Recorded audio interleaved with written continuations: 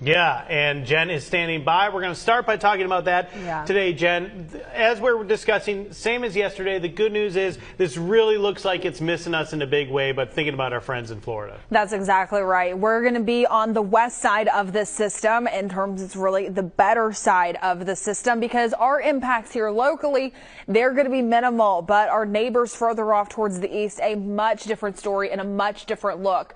Right now, here's a look at Hurricane Idalia. Now, the sustained winds at 80 miles per hour, so just 6 miles above, keeping that Category 1 hurricane strength. Now, right now, it's moving north at 14 miles per hour, so really once it pushed onto the north side of Cuba last night, that's where it gained some of this speed. So hopefully it keeps some of that traction, keeps some of that speed. That way it gets in and out pretty quickly, but we are still tracking this as it continues on that northerly track, those wind gusts getting up to about 90 miles per hour. Now, taking a look at the expected track, expecting Idalia to strengthen into that Category 2 hurricane later on today, by the overnight hours becoming that major Category 3 hurricane before making landfall into the early morning hours tomorrow into Wednesday.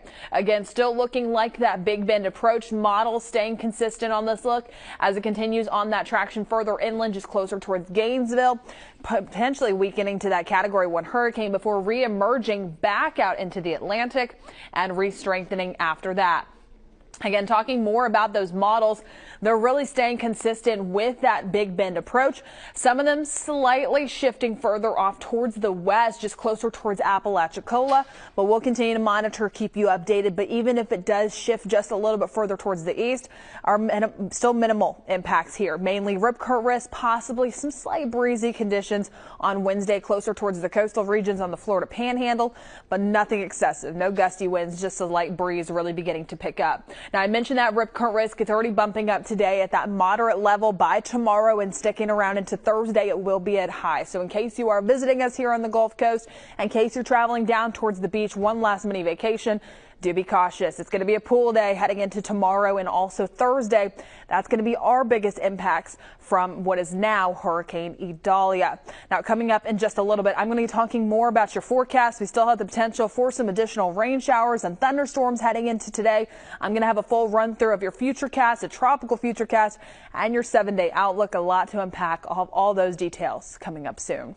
Joe. Some more of those real heavy showers last night. That was interesting. 2 days in a row after not seeing that for such a long time. That's exactly right. And you know what? Today is going to make it 3 days in a row because we're going to start to see more of that heading into this afternoon and this evening. So just a heads up, in case you do have any Tuesday afternoon, evening plans, we are going to start to see some of those showers and thunderstorms. So do be cautious of those sports practices. I'll have a look at your futurecast in just a moment. But right now, what we're tracking so far is mainly just some of that Gulf moisture beginning to lift up. So we're starting to see some of those showers just closer towards our coastal areas. NAS, Pensacola, Gulf Breeze, Pensacola Beach. You're beginning to see some of that. Also just portions of Navarre starting to see some breaks from the rain, but expecting increased coverage heading later on into today. Now, starting off for this morning, we're really starting to see some of those coastal showers. But by the time we make it later on into this afternoon and this evening, we're really going to start to see more of those showers and thunderstorms beginning to develop. Best chances begin really after lunchtime, and that's when they turn a bit more widespread. So you can really start to see that coverage growing by 5 and 6 o'clock.